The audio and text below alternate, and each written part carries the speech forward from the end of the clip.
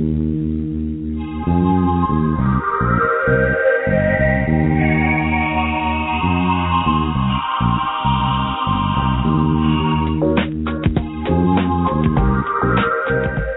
to Just Energy Radio with your host, naturopath and medical intuitive, Dr. Rita Louise. We have learned from Einstein's theory that matter and energy are one. Physicists believe that all systems in nature have their own particular way of vibrating. From the swinging of a pendulum to the waves of the ocean to the light that brightens the sky each day, each of these oscillates at its own unique rate. The same holds true for every thought, feeling, event, or word we speak. Each has its own frequency or rate of vibration. What many of us don't realize is when we take everything in our universe down to its simplest form, it is all just energy. Join Dr. Rita Louise on a journey through time and space where past, present, and future collide. Today, what you believe may be called into question. What we want to know is, who made up the rules? Be brave and step outside the box. We are about to turn our world upside down and venture into the unknown. Hold on. We are departing our own beliefs and entering alternative realms. Enjoy the possibilities.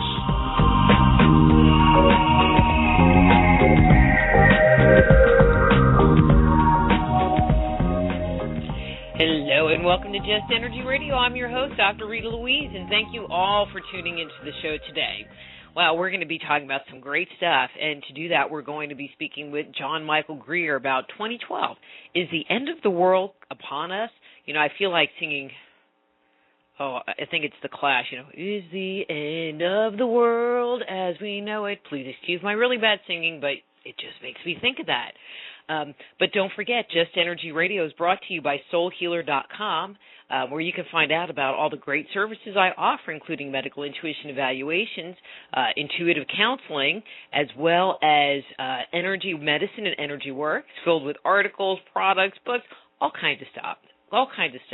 Also by the Institute of Applied Energetics, that's AppliedEnergeticsInstitute.com.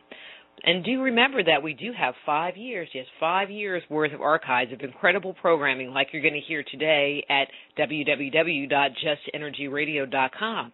Do sign up for our newsletter to keep informed of the people that will be coming up in the next weeks of the show. And actually, we are scheduled out through May, and so all of that information is on the webpage. So let me tell you a little bit about John, and we will get him on the air. John Michael Greer is a prolific author in the field of alternative spirituality and ecology, with more than 20 books and numerous articles to his credit, as well as a widely read blog, the Archdruid Report. An initiate of several esoteric spiritual traditions, he currently serves as Grand Archdruid of the Ancient Order of Druids in America. He lives in Cumberland, Maryland, with his wife, Sara. I'm going, MD. Oh, Maryland. That would be Maryland. So please welcome to Just Energy Radio, John Michael Greer. Hey, John, how's it going? Very well, thank you. It's a pleasure to be on the show. Well, I'm just so glad to have you back. I mean, you had come on with, pulling a blank, your buddies. Oh, that's right. Yeah. That was the one where I was with Mark Stavish, and yeah, it was we were talking about some of the differences between the sort of popularizations of the modern New Age movement and some of the older traditions that fit into it and so on. Yeah, it was an entertaining talk. It was really interesting. You know, I keep thinking it was something about like empty nest syndrome, but that really wasn't what it was about. But it was something like that. Anyway, but you have a new book, Apocalypse Not, and so we're going to talk about that. But you know, when you were on the other time, we really didn't get much time to talk, just kind of me and you, and share with the listeners what you're about. And you're a Grand Archdruid. And I wanted to... No. That and 350 will get you a cup of coffee, mind you. Well, but yes, I'm the Grand my full official title is Grand Archdruid of the Grand Grove of the Ancient Order of Druids in America. Very fancy title, comes with a funny hat. Is it white? Yes, actually.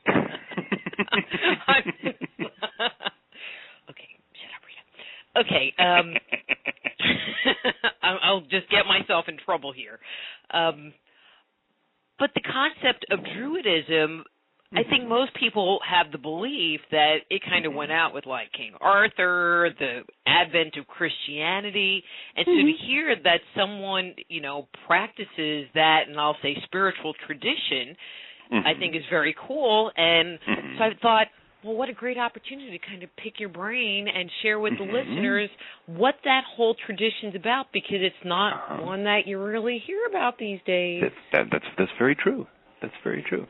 Well, basically, the common idea that there were Druids back in the day in what's now Britain and Ireland and parts of what are now France and so on. Yes, there was the ancient Druidry in those days, and yes, that got squeezed out first by the Romans, then by the Christian Church. Okay, done deal. In the 18th century, during the very early phases of the scientific revolution, or the Industrial Revolution, there were a lot of people who were very dissatisfied, this primarily in Britain now, between the very dogmatic, narrow religion that was available at the time and the very dogmatic, narrow scientific materialism that was the only other acceptable option. And so you had people who were looking around for third answers, where you've got, who were not satisfied with the sort of official version as it was in circulation at the time, either of the two official versions. And one of the things that became a major source of inspiration to them was what little information had survived about those ancient Celtic Druids. And so sometime in the early 18th century, the traditional date is 1717, but nobody actually knows if that's correct. But sometime in the early 18th century, these groups started forming around nature spirituality, around the idea of a spiritual path rooted in the natural world, and partly as an homage to the old Druids, partly because that was a source of inspiration to them, and for a variety of other reasons, they started calling themselves, or they ended up being called, Druids. And so our modern Druid traditions don't actually descend from the ancient Celtic Druids. I wish they did. That'd be totally fascinating and really fun, but no such luck. They are a revival, a very deliberate revival. They're a revival that's been around for just short of 300 years now. And yeah, there's let's see. I think the last attempt at a census that was done was in a French doctoral dissertation in the 1980s, very interesting one, which estimated there were around 2 million Druids in the world at that time. There's probably a few more now. That's a lot. Yeah, for a minority religious tradition, it's not too bad. In the tradition that there is now, all right, there's what I know, which as far as this tradition isn't anything, and so it just brings up visions of like Merlin and magic. So is there like an alchemy base that sits in this tradition, or is there something more? Well, there's quite a bit, actually, because one of the things that tends to be forgotten about spiritual traditions, there's this real tendency to say that, well, I've got the spiritual tradition, and it descends in absolute purity back from whenever. And, of course, it never does. Every spiritual tradition worth its salt grows by stealing everything that isn't nailed down. If you look in the early history of Christianity, for example, you'll find that the Christians borrowed material from just about every possible source within reach. And the same is true of any spiritual tradition, and it's a good thing. It's how spiritual traditions grow. They see somebody doing something else and saying, wow, we could do something like that. And so the Druid tradition, the modern Druid tradition over the last 300 years, has done quite a bit of borrowing. There is a legend that there was an alchemical tradition within the ancient Druids. We don't know much about it. We don't know much about the ancient Druids, in fact. But that tradition inspired a number of 18th century Druids to start getting into alchemy and studying what there was in the way of surviving alchemical lore. And we still have a living current of alchemy within the Druid tradition as a result. Magic is the same way. There was a lot of attention paid to, to use one of the technical definitions, the art of causing change in consciousness in accordance with will, which is what magic actually is. And so you had people who were in the Druid scene who were learning about other traditions of magic and saying, hey, we could do the same sort of things within our own tradition using the symbolic and mythic and intellectual resources that we've got within Druidry. and applying those to causing change in consciousness in accordance with will, that is to say, applying it to magic. And so we have a very rich magical tradition within Druidry as well. And so on. There's a lot of different currents, a lot of different options within the Druid movement. I mean, I just think that it's sad that whole legacy is pretty much lost.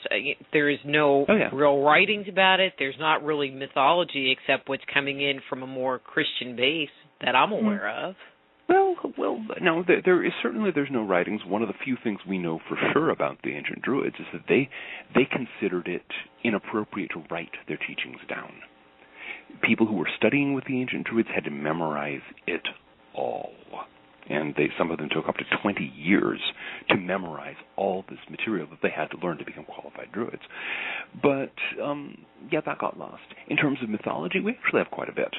It was written down in many cases by Christian monks and scribes, or by people within the Christian era. What their own religious feelings were is kind of hard to tell, but we've got a whole mess of Irish legends. We've got the Welsh tales of the Mabinogion. We've got a lot of Breton material from Brittany, the Celtic nation that's now part of France, and various other stuff. There's a lot of mythic material, and a lot of material that survived in folklore in all of the Celtic countries. And so is there a connection with, like, Druidism and rune lore, or is it more of a natural, I'm going to say kind of Wicca thing, or does it just kind of really cover a whole big gamut of different topics? Well, the answer is really neither one, because now Wicca is one thing. Wicca is its own religion, and whether it was invented by Gerald Gardner around 1947, as some people suggest, or whether it dates back much longer, anyone's guess, but it's its own thing. As far as the runes are a very fascinating system, but they were practiced by people in the Norse and Germanic-speaking parts of Europe. So we're talking from Scandinavia down into what's now Germany, whereas the Celts were further west, and they were separated by major language differences, some cultural differences, and also a tendency to fight a lot. Europe was not a peaceful place in ancient times. You had a lot of young men with nothing much better to do than go out and beat up on each other. And then the people at that time were clever enough, instead of saying, well, why don't, instead of having like big world wars or anything like that, you just have all the young men from one side, all the young men from another go out to a field and bash on each other until they get tired. Well, I'm sure drinking was involved. We are talking young men here. Drinking was involved. And they did have common taste in alcoholic beverages. The Celts and the Norse and the Germanic peoples all were very fond of honey mead, which is itself maybe an explanation of some of this going out in the field and bashing on people, because nothing gives a worse hangover, trust me. Well, it sounds like you speak from personal experience. It's been a while, but let's just say I was also a young man once. And I let me ask this question. Maybe you can answer it. Maybe this is just too big and vague. But what are some of the basic precepts or beliefs of Druidism? Okay, that's a perfectly reasonable question. One of the things, however, that differentiates a lot of the more earth-centered, more nature-centered religions from the sort of mainstream religions we get nowadays is that mainstream religion these days is focused on beliefs. You could go so far as to say it's about having the right opinion. You die and then God gives you a multiple choice test, and if you mark the right answers, you go to heaven. It sometimes does get to that level of absurdity where it's all about having the right opinions about some complicated theological subjects. We don't do that in Druidry. And in fact, most of the older pagan religions, for example, belief is not that important. The important thing is how you live your life and how you develop your own potential as a human being through your life, and also through certain kinds of spiritual practices. We do a lot of meditation, for example. Mm-hmm. And we have ceremonies to celebrate the seasons, and we have various, more suggestions than precepts. Think about this. Explore this in your own life. The specific order that I head, the Ancient Order of Druids in America, does have one doctrine. We teach it. We don't require anyone to believe it, but we teach it. And that doctrine is, we call it the doctrine of one. It's the concept that everything in the cosmos is part of a single conscious unity. You can call that unity God if you want to. You can call that unity anything you like. But that's the one doctrinal teaching we've got. And as I've said, we teach it, but we don't require anyone to believe it. We just say this is one of the things we teach. This is a concept that will make a lot of sense out of a lot of the traditions we practice, a lot of the practices we do. You'll explore the universe with this in mind and see where it takes you. That's kind of a Druid approach. But I think that base belief, echoes across every philosophical system on the planet. Well, I mean, except maybe atheism, but... Well, no.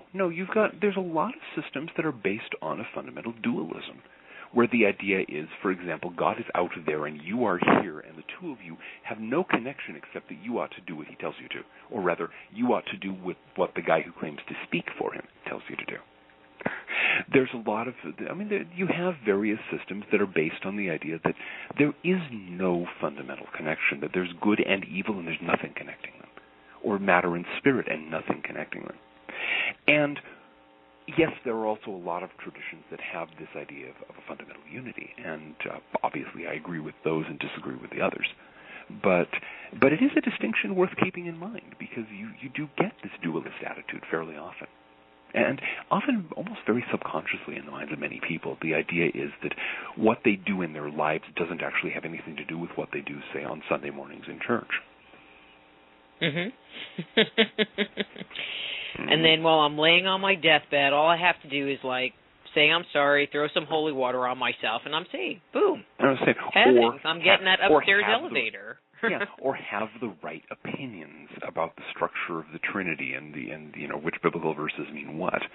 That seems absurd to me, frankly.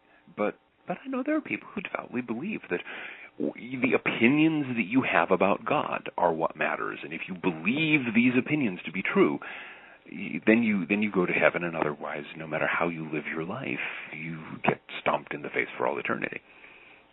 Yeah, Again, but those people absurd. Scare me. No, and I'm being really honest, because they have these beliefs, but it doesn't, but it doesn't matter that they have the belief, but they don't treat other people kindly, and it's excuse me, it doesn't make sense.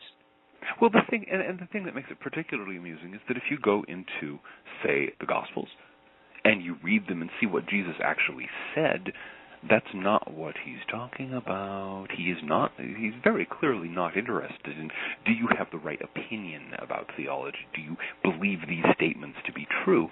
It's about how you treat your neighbor.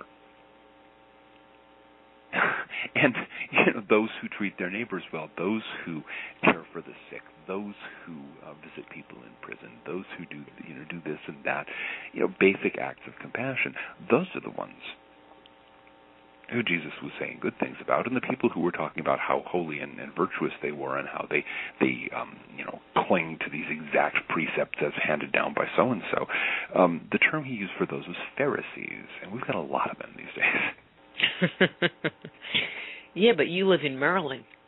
I live in Texas, the heart of it. I suppose there's that. Yeah, no, Maryland. No, I didn't always live in Maryland. I'm glad to have moved here. It's a very interesting state. I confess I would not have moved to Texas voluntarily. Well, it makes you have to use different vocabulary and come at things from a different way, but it makes it really interesting, because you have to deal with a very different kind of energy and work on yourself, even though you might be surrounded by hostile energy. Well, that can have a certain advantage. The thing is, I have good friends who are in various spiritual paths, including Druidry, who live in Texas and seem to enjoy it there. I don't get it myself, but that's fine. It's okay. We all have our different paths to go. Well, that's good to hear. At least it's not cold. It's got that. Yeah, but the times I've been down there, it's been like, well, admittedly, it was in the summertime, and it was in Austin specifically, and it was muggy and hot and sticky. You practically had to cut your way through the air with a knife. Yes, the air does get thick, but I'm from New York, and that's kind of like, you got, down to the, your waist with sweat, and it's not that kind of humid heat. So I'm glad to hear that.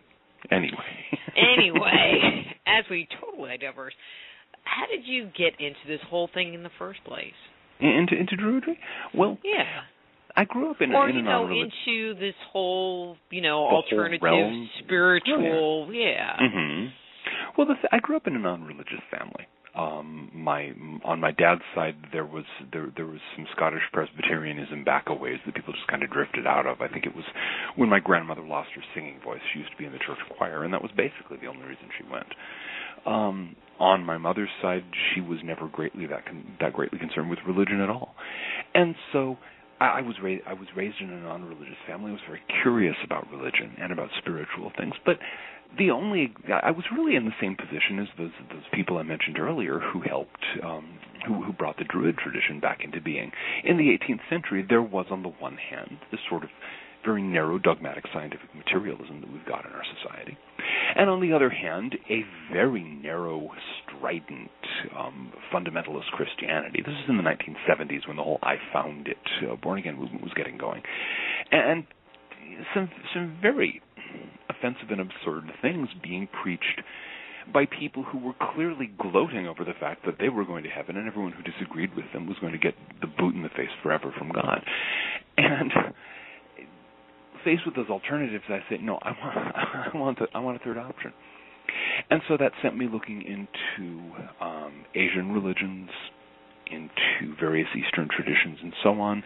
It sent me looking at various Western esoteric traditions, finally, where I did a lot of work for many years. And then eventually I kind of stumbled my way into Druidry just by meeting some people who were involved in it, and finding in that the combination of a spirituality of experience rather than belief, and a spirituality that's centered on the natural world, which is always where I've had my closest and most intense spiritual experiences, is out in nature. So that's kind of the very short form of a very long journey. Explain that term. I like that term, spirituality of experience versus spirituality of belief. I like that phrasing. Yeah, when Carl Jung, the great psychologist, late in his life, had some dork reporter say, "Oh, Mr. Jung, perhaps you can tell me, do you believe in God?" And Jung looked at him, as you'd expect Carl Jung would look at somebody who said something like that, and said, "I don't believe, I know." The real division, one of the many divisions, but one important division in especially modern spiritual traditions is: do you decide what is true based on what you yourself experience, or do you decide what's true based on what someone else tells you? And if the experience part is involved, how do you pursue that experience? Experience-based religions, experience-based spiritualities typically will hand you a set of techniques, things like meditation, things like ritual, things like clairvoyant practices and so on, and say, okay, do these things and see what you encounter, see what you experience. Work your way through these experiences, and then you'll know what's going on. Then you'll come to a personal understanding of the spiritual dimensions of reality. Whereas spiritualities of belief say, well, here are some books, read that, that's the truth. I can see that both of those could have their advantages, but I have, for all that I've been a voracious reader since early on, I have very little patience with the, here, take someone else's word for it. To start with, I want to know, okay, what, on the basis of what experience did they come up with all of this stuff, and why should I believe it? What's the evidence for it, and so on. And it's always okay, if this stuff is out there, I should be able to experience it myself. I should not have to take the word of somebody, of somebody else, whether it's somebody nowadays or whether it's, a collection of the collection of people who put together some sacred scripture 2,000 years ago or something.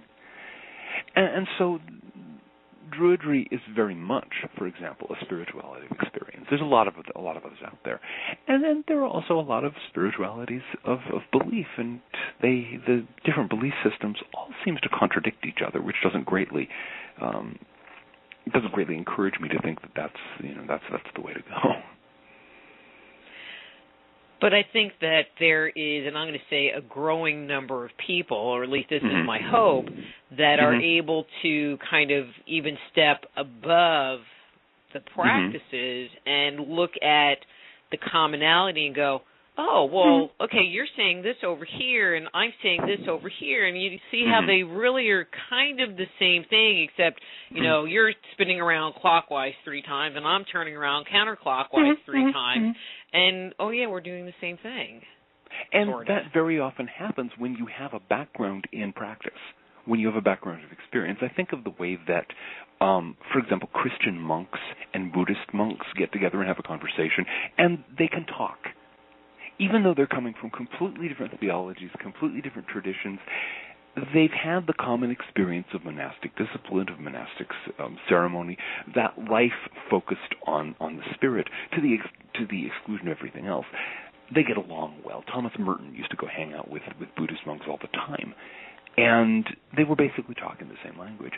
In the same way, I found that as a practitioner of Druidry and some other Western esoteric traditions, I can talk with other people who've done various kinds of spiritual practice, and we can communicate very clearly. But try to talk to somebody whose spirituality is entirely about believing what's in a book, and these gaps open up, and it becomes very clear there isn't that common basis of been there, done that. No, you talk about China patterns. Yeah. You just don't even go there. Anyway, let's kind of turn our attention to your new book, Apocalypse Not. Deals with the 2012 End of the World issue. Why was it important for you to write it? Well, partly... There's a narrow reason and a broad reason, or let's say a specific reason and a general reason. The specific reason is that I was encountering a lot of people as a blogger, as a speaker and writer, and just in my own personal life who were people who were getting very bent out of shape about the thought that December 21st, 2012, according to the sort of received version, the Mayan calendar was going to come to an end, history was going to come to a screeching halt, and then something else was going to replace it.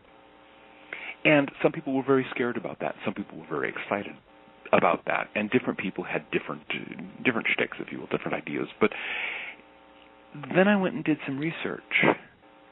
And one of the first things I found out, because I didn't do research in the immense, bookshelves upon bookshelves of stuff out there about 2012, I went back to books on the Mayan calendar written by scholars, and books on Mayan mythology and Mayan prophetic tradition written by scholars.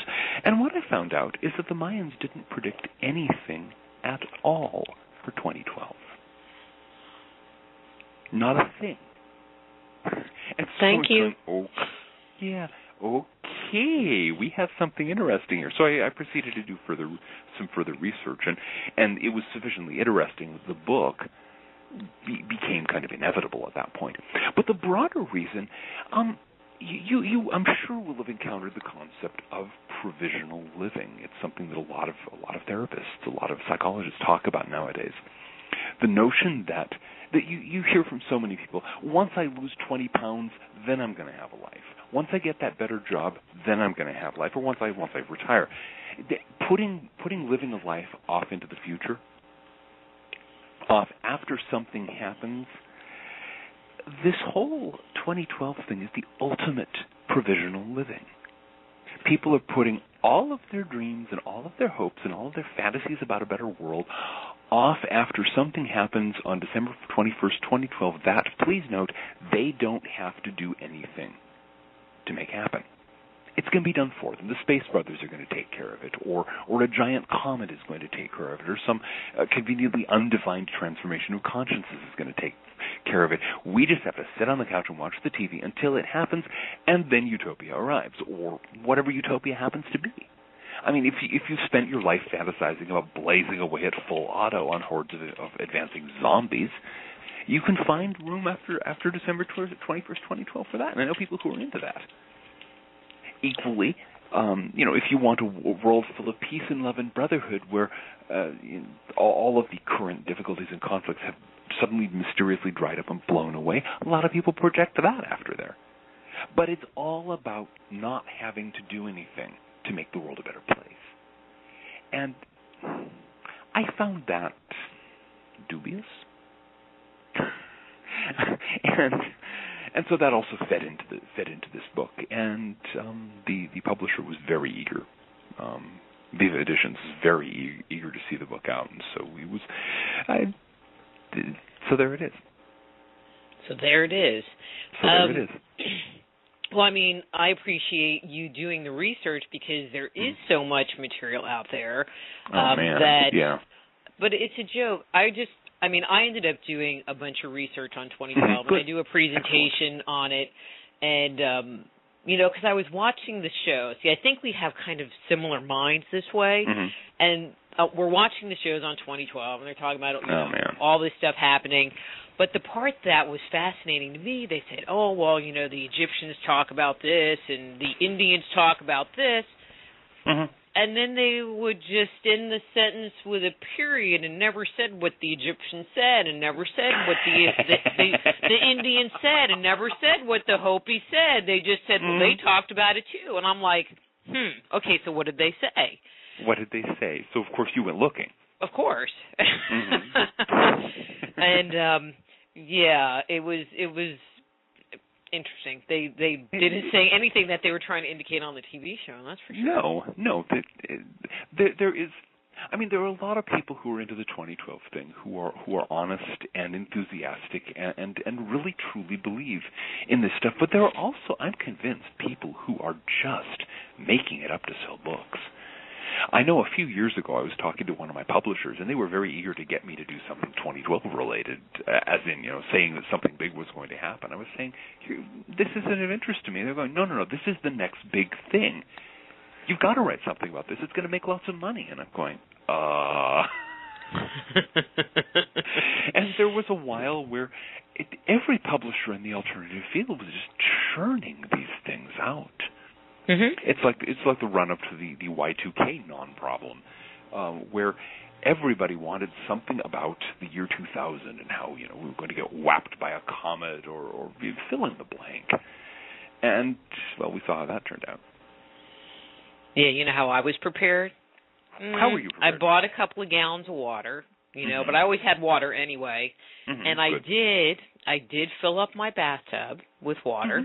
And that was it. I mean, I always had stuff in the refrigerator, in the cabinet, so it wasn't like I'd starve in 2 or 3 days. And and we waited for New Year's to start around the world, which was obviously much earlier than it was going to be in the United States, and they were on islands in the middle of nowhere, and I'm like, well, they got lights. And we went to bed. I was involved in one of the old lodges in Seattle at the time, and we had an end of the world party. How fun! A party on New Year's Eve, and had welcome to the end of 1999 and quite possibly of the world as we know it. And we had everyone bring canned food, lots of canned food, and of course, once the world didn't end, we gathered it all up and took it to the food bank. That's cool. I thought it was great. We were planning on the thing all along. We made it into a big joke. This was in Seattle in 1999. I knew a lot of people in the tech industry in those days, and they were all saying, "Look, it's fixed." That's why we had that big tech boom in 98 and 99. Everyone was freaking out about Y2K, and the easiest way to solve it is to buy a new computer. And so people were buying new computers at an incredible pace, and everybody I knew in the tech industry was working overtime. Big systems were hiring, people who hadn't messed with COBOL since they were in college, but still remembered how to hack code, were going in there and repairing things, and then other people were buying new systems that had to be installed. And it was a great time to be a computer professional, because there was just more work. There was as much work as you could do, and a lot of people made a lot of money off 2012, or off Y2K. I can mix the two up, and I think after what I've christened in advance, Nothing Happened Day. Yet another which one. Which is December 21st, 2012. Oh, they'll come up with another one. Whitley Strieber already has a book out claiming that 2020 is actually the big day. He's no fool. He's getting himself positions in advance. Well, yeah, lots of royalty. But how do you feel about that? I mean, I have my own feeling about the December 21st, 2012 date. I mean, do you believe that that's the day? Do you think, what do you think about that specific day? What do I think about that day? I think that day is going to come, and it's going to go, and well, no, I mean the selection of that day. Oh, the thing is, that is, according to the best calculations, that is for Ahal 3 Kan Kin 130000, the day when the 13th Baktun of the current grand cycle of that particular grand cycle in the Mayan calendar rolls over, and the next day is the first day of the next cycle. Okay, great. Big deal. But see, I have issues with the date because even you said, well, by their best calculations, which to me says someone pulled it out of their butt. Well, no, not quite. Not quite. The thing all right, maybe a little more scientific than that, but it's not. It's not exact. It's the best guess based on astronomical information, because the Mayans did keep astronomical records, and so they've been able to go back and say, well, if this, if Venus did this on this date in the Mayan calendar and Jupiter did that on that date in the Mayan calendar, then almost certainly it all amounts to da-da-da-da-da-da-da for Aha 3 Kan Kim 13000. But given that the Mayans never predicted that anything was out of the ordinary was going to happen on that day, it's just a rollover. It's like expecting that when the odometer in your car hits 999 and all the way across and then rolls over to 0, the car is not suddenly going to vanish.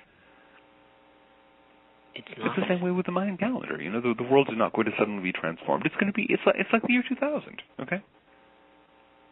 There have been wags who made note that this is the end of the 13th Baktun of this cycle of the Mayan calendar, who are calling this whole thing the Y13K. I like it.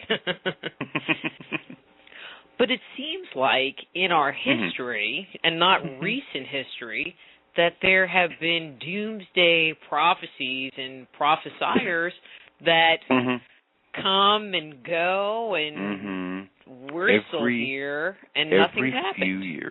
Every few years. Harold Camping is a name that should come to mind quite recently, of course. I don't know if his people had any billboards up down in your neck of the woods. Yeah, he did. Yeah, we had one. We talked about him on the show. Yeah, we had one here in Cumberland, and the thing is, there have been Harold Campings, crate loads of Harold Campings throughout history. Every few years, somebody in the world somewhere is announcing, this is it, this is the end of the world. I don't know, do you recall the book that got a big splash a few decades ago, 88 Reasons Why the Rapture Will Happen in 1988? It was not on my top 10 of reading list, so I would say no. I should hope not. I happened to notice it at the time and laughed. For that matter, there were one of the minor things that happened didn't happen in 1999. Well, everyone else was getting bent out of shape for the Y2K non-crisis. There was actually a quatrain of Nostradamus, and if I'm remembering correctly, it ran 1999. 8th month, the great king of terror descends from the heavens. Okay. Did you spot that? Well, I'm going, okay, so let's see, who was in charge in 1999? 1999, 1999, that was... Is that still a Bush year? Let's see, no, that was Clinton. That was in the diminuendo days of the Clinton administration. I mean, I thought 1999 was a pretty good year. That whole little period. Yeah, and the great king of terror was a no-show. And the thing is, this happens over and over and over and over in history. Every few years, somebody's announcing that the second coming of Christ is going to happen right now, or the Mahdi, the equivalent figure in Muslim apocalyptic, or Marxism is a great example. The Marxism is just the same thing rewritten in a kind of secular economic drag, where the second coming of the proletariat replaces the second coming of Christ, and it comes out evolution, comrades, and it's all the same, waiting for the world, waiting for somebody or something else to give us the world we think we deserve. Somebody was, and I don't remember where this conversation was happening. I don't think it was on the show. I think it was me talking to some friends, and they were saying that if Jesus did come in his second coming, they would probably just throw him in a loony bin anyway, that people wouldn't necessarily take him seriously. There was an old Chris Christopherson song this is dating myself, this is back in the late 70s, where one of the lines ran, "I reckon if he came back down, they'd nail him up again." Yeah. Things have not exactly changed noticeably since, the year 33 AD. But back then, there was more of a ongoing Messiah, I'm the Messiah kind of civilization, where now if people are running around going, I'm the Messiah, people going, yeah, they right. would just laugh at you. My guess is that a lot of that was actually happening in Roman times, and we get it filtered, we get stuff filtered through various kinds of historical filters. If you read the very literate, educated Roman writers, they're just as skeptical and just as amused by these little crackpot cults running around as their equivalents are today. I really don't think there's that much difference, really. It just so happens that the followers of this one particular person ended up being the last man standing when the Roman world ran its resource base and crashed and burned. And they did, for all my occasional criticisms of organized Christianity, they did a lot of good holding the world together and preserving a lot of classical civilization during the coming of the Dark Ages. They were the only organized force left, really. But one of the results is that we tend to see the career of Jesus of Nazareth and the development of Christianity through the eyes of faith, rather than through the eyes of the many people who were kind of looking and going, "Oh yeah, some nutty religious sect or other." Well, but I get the impression that the message that Jesus had was more of a spiritual, practice of experience versus a practice of belief. But it's totally changed from that.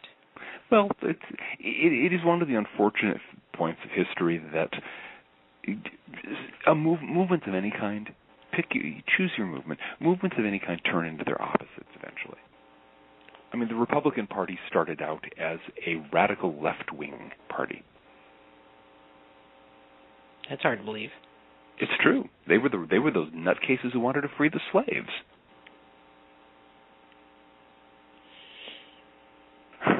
Seriously. Political parties always turn into their opposite over time. Religious movements do the same thing. It's one of those.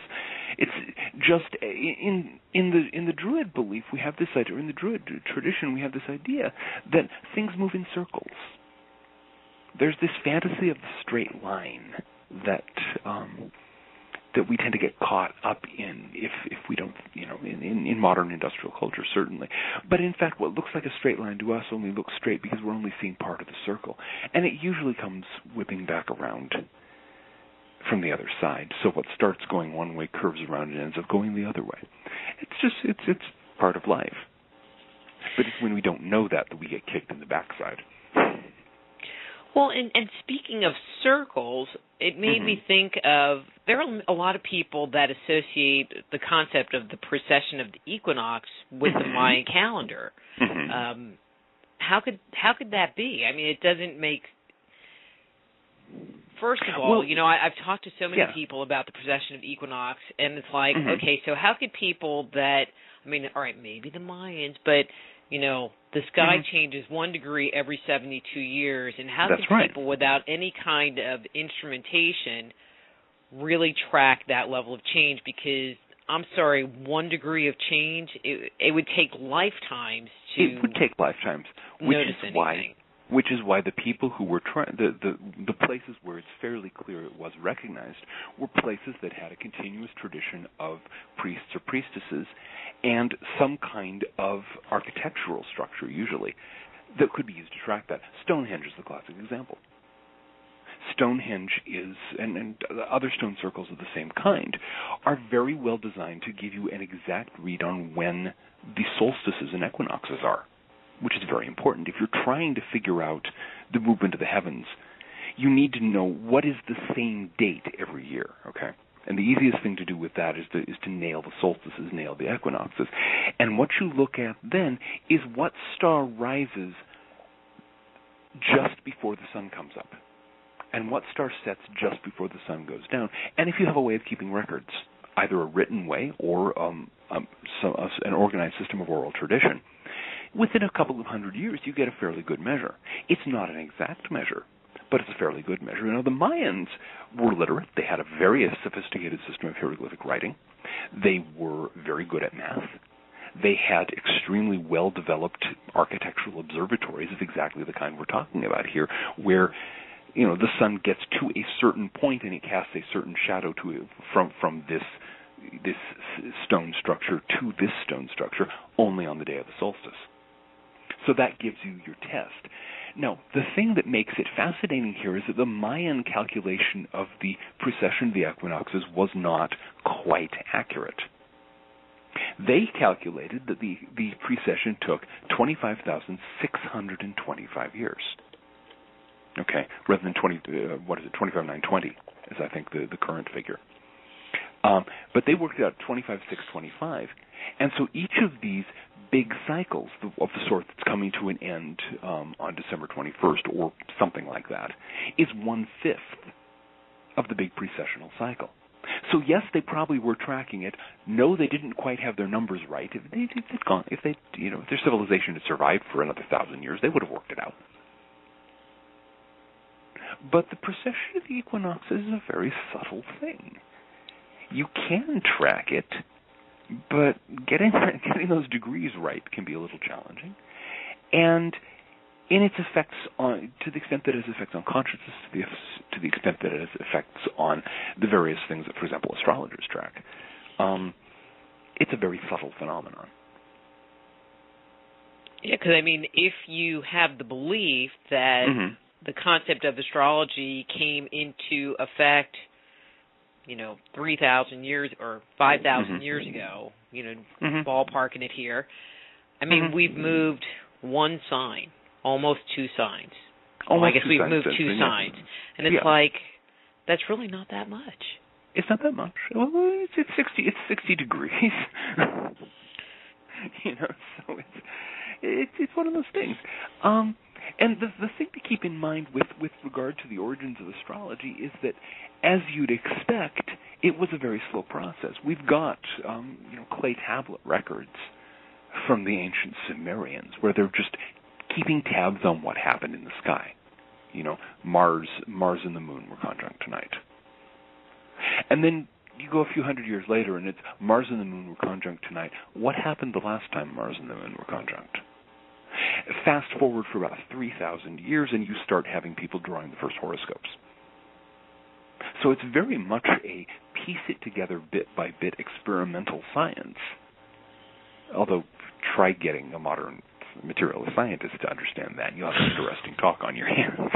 But the Mayans were the same way. The Mayan priests kept exquisitely detailed records of what the planets were doing because they believed that, as so many ancient peoples believed, that they could, by tracking the planets, get some sense as to the tides of change in the world. And they came to some very different conclusions. For example, the planet Venus, in their calculation, was the planet of war.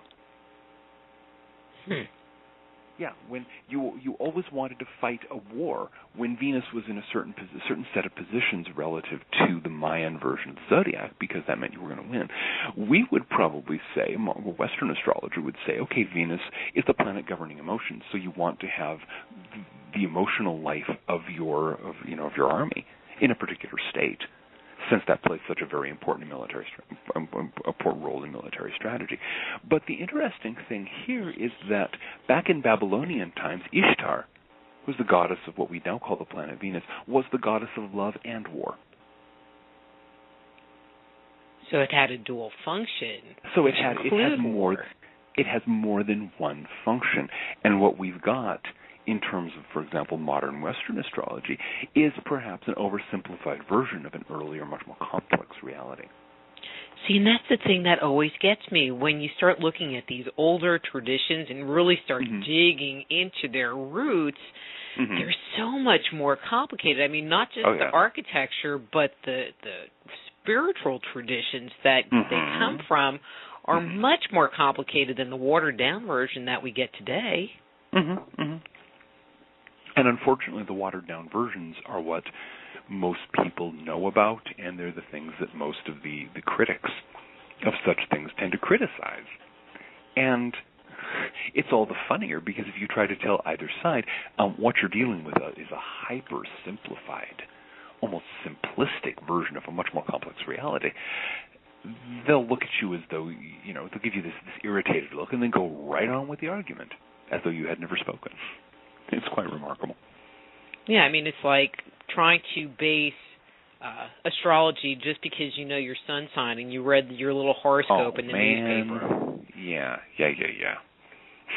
It's like, well, how can you know anything when you just read your horoscope in the newspaper? It's like, well, you got to calculate in all, your moon and your ascendant and all your planets and where they are in relationship, and and then you just see their eyes glaze over. Yeah, because they don't want to know any of that, and that's just as true for the critics as it is of the believers. They've got this simple version that is either the thing they want to follow or the thing they want to beat up on, and trying to get either side to realize that that's this incredibly oversimplified, clumsy version of things. It's an experience.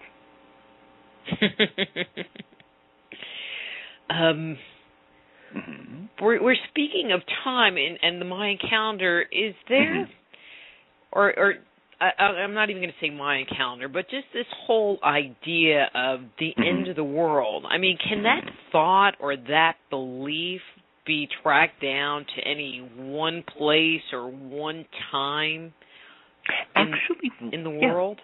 One of the most fascinating things I discovered doing research for this book is that, in fact, the idea of the apocalypse, the idea that all of history is leading up to this grand explosion when good will triumph over evil, and everyone who agrees with belief system X is going to go to heaven, and everyone else is going to be plunged into rivers of boiling metal or what have you. All that seems to have been the invention of one person. That person was Zarathustra, the founder of what we now call the Zoroastrian religion. As far as anyone's been able to tell, he's the guy who actually came up with the notion. And of course, he drew on older traditions of older mythic traditions of transformations that happen at various points in history. Many of them actually rooted in the cycle of the precession of the equinoxes. But he's the guy who took those traditions and said, no, this is once and for all. This is the big ending to put an end to all big endings. And here it is, and my side will win and everyone else will lose.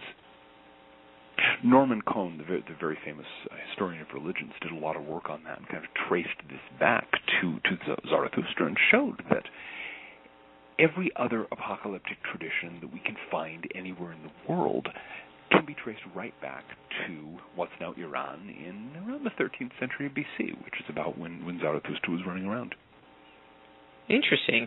I mean, because when you look at the mythology, which obviously goes back further than that, there is this constant battle between two opposing sides that could be thought of as good and bad.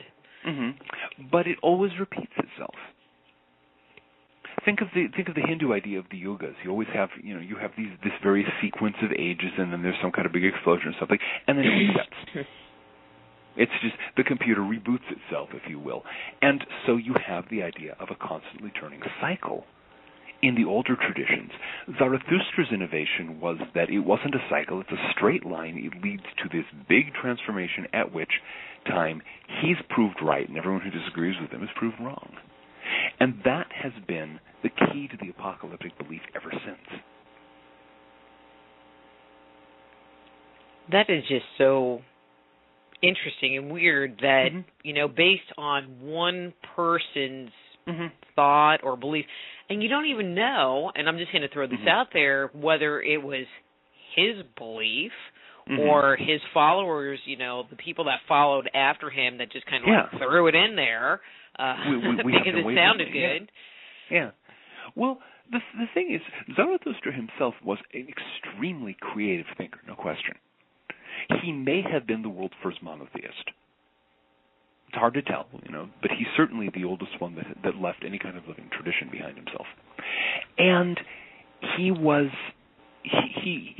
most of what now counts as standard monotheist religion shows up at an early stage, very, very early in Zoroastrianism, and may well go right back to him. So we're looking at one of the great creative minds of our species. It's unfortunate that at least some aspects of his creation were, not really a good idea. What you're saying is that his group, tradition, came out prior to Judaism or prior to the reign of Akhenaten? Akhenaten is an interesting question. Akhenaten was a little later. So, this is before Akhenaten, although just a bit, probably. The dating on Zarathustra is not that precise. We simply don't know his exact dates. Akhenaten was probably a little later, and Akhenaten came out of tendencies in Egyptian religion at that time, which were moving toward a sort of solar focus to the religion that included all other gods. You had the idea that Ra was Amun, so you have Amun-Ra, and you have Amun-Ra being in some mystical sense equal to Osiris, and all the goddesses and other gods being aspects of these. And then you got Akhenaten, who was one very strange cat, and who insisted, no, it's not that all the other gods and goddesses are aspects, it's that they don't exist. Aten, the sun god, is the only god there is. And, I'm Pharaoh, and I say what I say goes. And he didn't, as far as we can tell, he didn't leave any kind of living tradition behind him. In fact, quite the contrary. Once he died, his religious revolution was chucked into the cultural dumpster just as fast as the Egyptians could manage. And everyone went back quite enthusiastically to believing in lots of gods. But Zarathustra was more successful in propagating his idea. Partly, perhaps, because he had thought through more of the details, and because he had this apocalyptic promise. If you believe in the one true God of Ahura Mazda, then when the Frashagir, the apocalypse, takes place, and any day now it's going to happen, you understand.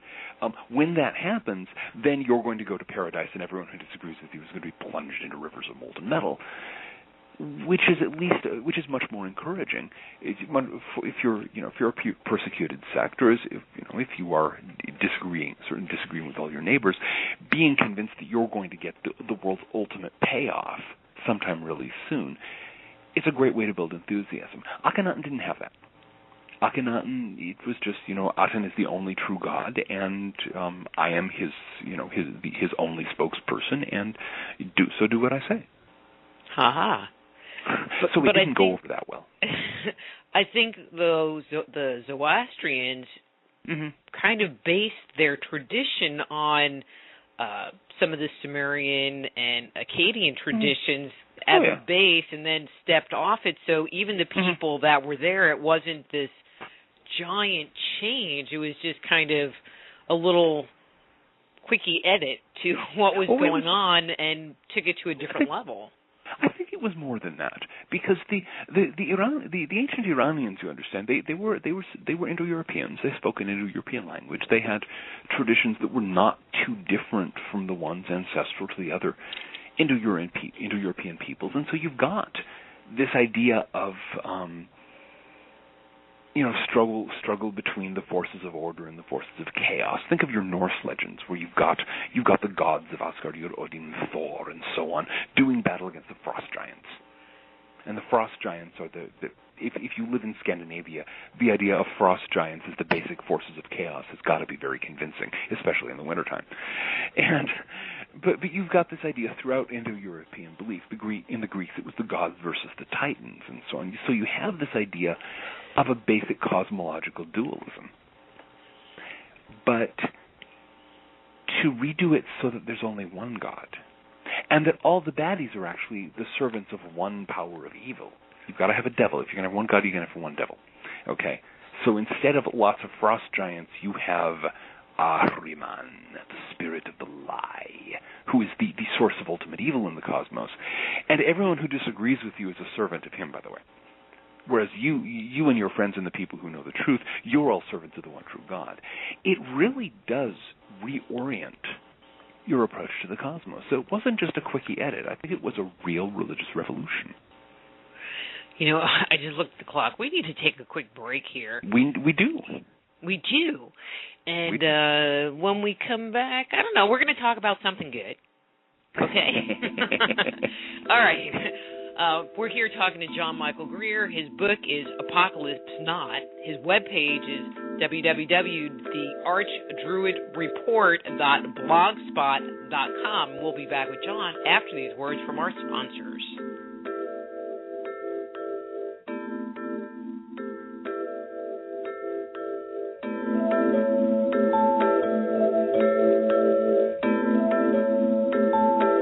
Just Energy Radio with your host, Dr. Rita Louise, will return right after these messages.